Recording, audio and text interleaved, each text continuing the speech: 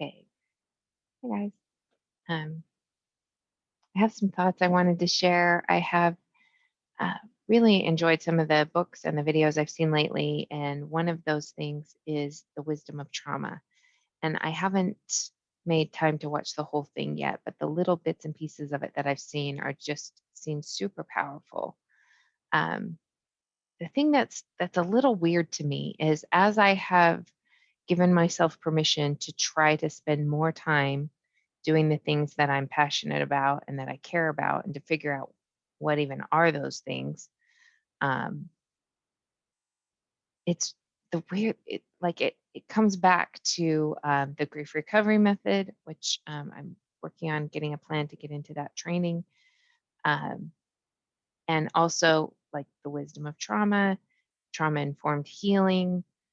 And these don't sound like fun things to do. And it sounds really dark when you say, oh, what are you passionate about? Oh, trauma and grief.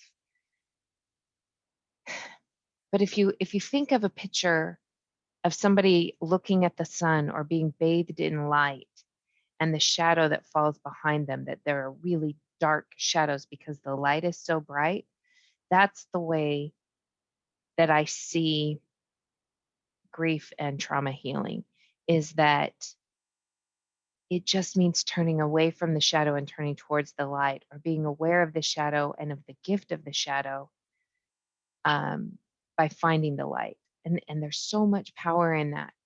Um, Part of what I've gone through lately is giving myself permission to be a human being.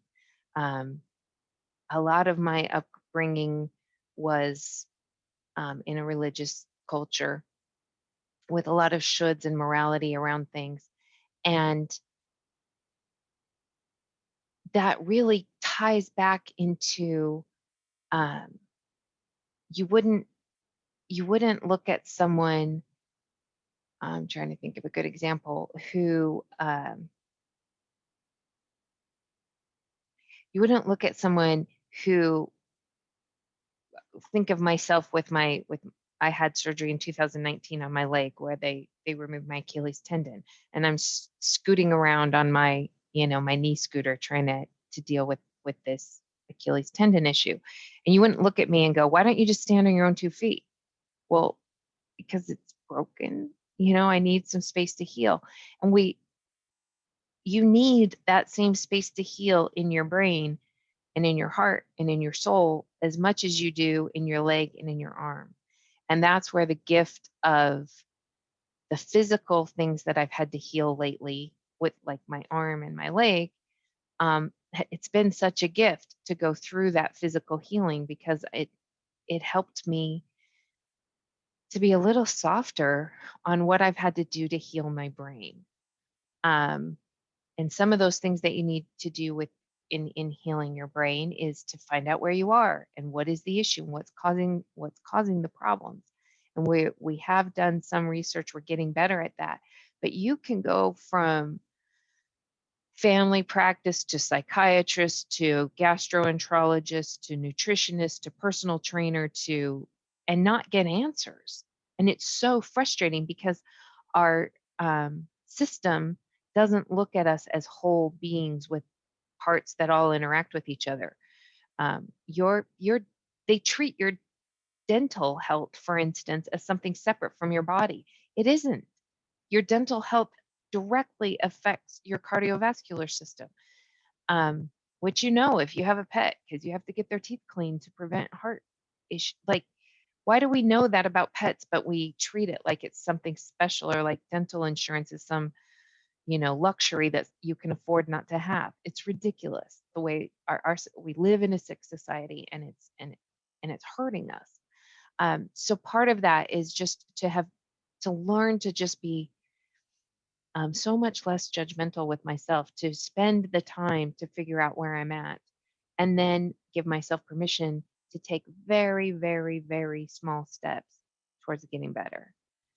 Um, One of the things that I heard today that just it really stabbed me in the heart, and um, in the wisdom of trauma, Gabor was talking about that, and he said, children aren't traumatized by being hurt. They're traumatized by being alone with the hurt. And of course, I was traumatized by losing my mom, right? But being surrounded by adults who were as hurt by that as I was, who were going through their own grief and didn't have the support systems that they needed in order to be able to show up for me, that was the real hurt. And um, let me be very clear. My mom's parents took us in as children after my mom died, and they were amazing, wonderful people, um, who were fantastic. So I am not saying anything negative about my grandparents. Please understand that. I'm to be very clear. They were very, very good people who did very good things. But one of the things that my grandmother was taught by generations before her was don't talk about things that make you sad. And so they thought if we didn't talk about my mom, that we wouldn't be, then we weren't sad. And we were very good at putting on a happy face. And in fact, later talking about the abuse issues with my dad, talking to my dad's mom, she was like, but you guys look so happy. Well, of course we look so happy. We were doing a dance for you. Like, it doesn't mean that we were. And that loneliness, that's a deep, deep loneliness. And I'm grateful for the support that I had from aunts, uncles, grandparents, church people. There were people who showed up for me. Please be clear, I was not abandoned. But that didn't mean my needs were met. And just because those people did the best they could and tried really, really hard to show up for me, it doesn't mean that my needs were met. They just weren't. There were ways that things got better as time went by. These tears aren't coming from my childhood, though.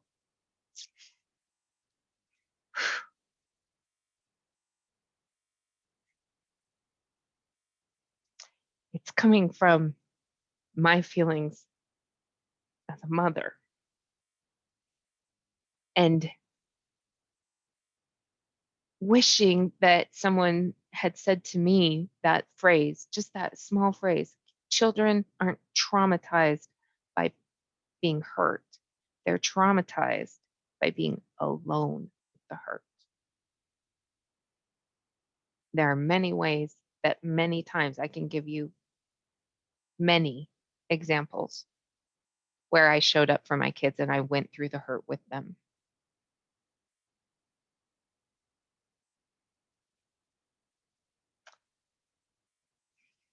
But they can give you hundreds more examples where I wasn't okay and they went through the hurt alone. I did at least. One thing I knew when I was a young mom was I believed that when your kids are little, that when you sit and listen to a 2 or a 3-year-old rattle on about what they're doing, how they're playing, how they feel, what happened at school that day, blah, blah, blah, regardless of how interesting it is to you at the time, that you are teaching them that that they can talk to you. And there are times now when my kids do choose to talk to me and tell me things. There are times when they don't. And that's because I also taught them, like, I'm overwhelmed, I'm tired, you need to go to your room and leave me alone. And maybe that was the right thing. Maybe I was too tired and too overwhelmed, and that was all I could do in the moment. And it's so hard to forgive that mom, that person um, who had 3 kids but paid attention to one of them. And the fact is, you can only ever pay attention to one of them at a time in a deep personal way. And um, there were times when one of them was left alone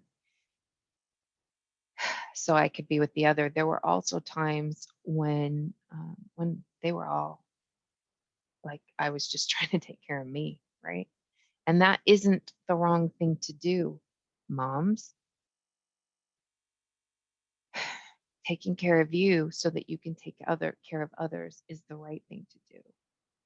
Um, I was also listening to a book today about ADHD, and it's really good. I can't remember exact title, something about you don't ever want to be where you are, and it talked about people having a hard time tolerating boredom. And the thing is, I don't have a hard time tolerating boredom. I crave boredom. I want to be in a situation where the world is not spiraling out of control while I try to manage things that I did not choose and do not want. That's most of my life. Most of my life is trying, whether it's handling my mom being dead or whatever else happened, all the sad stories. Um, I just want things to be boring. I want to be able to choose what I want. And what's interesting is as I have given myself permission to choose what I want, I choose truth telling. I choose trauma healing. I choose recovery. And I really enjoy that stuff when I am coming into it from a regulated place. I don't like that when I'm part of the storm, when I'm the one who's activated and upset and blah, blah, blah, then I'm terrible at it and I don't go through it well. And what breaks my heart is that the people that I let down when I went through it poorly were the people that mean the most to me in the whole wide world, right? Whether that's sisters, parents, grandparents, and my kids. So um, I'm really grateful to the friends and the mentors who were willing to sit down and have hard talks with me, who were willing to reflect myself back to me in a way that didn't always make me look good. Like, oh, I'm kind of self-absorbed sometimes. Oh, I'm not really thinking about others all the time. Oh, I even though I'm a people pleaser, I don't always I'm when you're doing that people pleasing thing from a place of I want you to like me, please love me, love me, love me. That's not really generous. That's still about you. So you can think in your head that like oh, but I just, whatever everybody else wants, I'll just go ahead. That's not generous. It's generous when you are curious about other people and what they want so that you can and then are honest with yourself about what you need and what you bring to this situation and whether you want to be here or not. It's not generous to be with someone do you want to be with someone who doesn't want to be with you? No. Who wants that? So how is well, they wanted me to stay, bleh. That's not nice. Just be clear about what you want and then tell other people and then negotiate from there. But being unclear with yourself about what you need and what you want, that's not helpful to anybody. I think I'm doing that thing again where I have more than one talk in my head and they're not coming out in order. So maybe in the future I'll try to plan these better. But um, I do also a little bit kind of enjoy my own stream of consciousness. So I hope you get something out of it. I hope that you get clear with yourself about what you want and why you want it. And if it's for you, then that's good. And and then look for ways to show up for yourself, to ask for help for yourself, and also look for ways to offer help to others. I really do appreciate the teachers and the mentors who told me people don't need less of you, they need more of you. And you can be annoying when you're trying to make people happy because you're thinking about yourself, but people really get a lot from you when you show up as your true self, are willing to let people see you for who you really are. And then the beauty of showing up that way is then people get to you actually have the experience of being loved for who you are instead of being approved of for who you're pretending to be. That's a big one. Show up as who you really are so that you can have that experience of being loved for that person. And that person is flawed and imperfect and makes mistakes, and it's okay. Because all you can do is take one step forward from where you are. You cannot get from where you are to where you want to be by teleporting. If that option ever becomes an option, I will take that option. But it isn't real. It doesn't exist. The only way to get from where you are to where you want to be is take a step from where you are. So interact with other people so you can figure that out. Don't accept homework from people who don't have your best interests at heart and aren't in, aren't on your team. So thank you, Marlene, for the conversation today. It kind of helped me get back into a frame of mind to do something like this, and I hope everybody is well. And share your thoughts either in the DMs or in the public comments.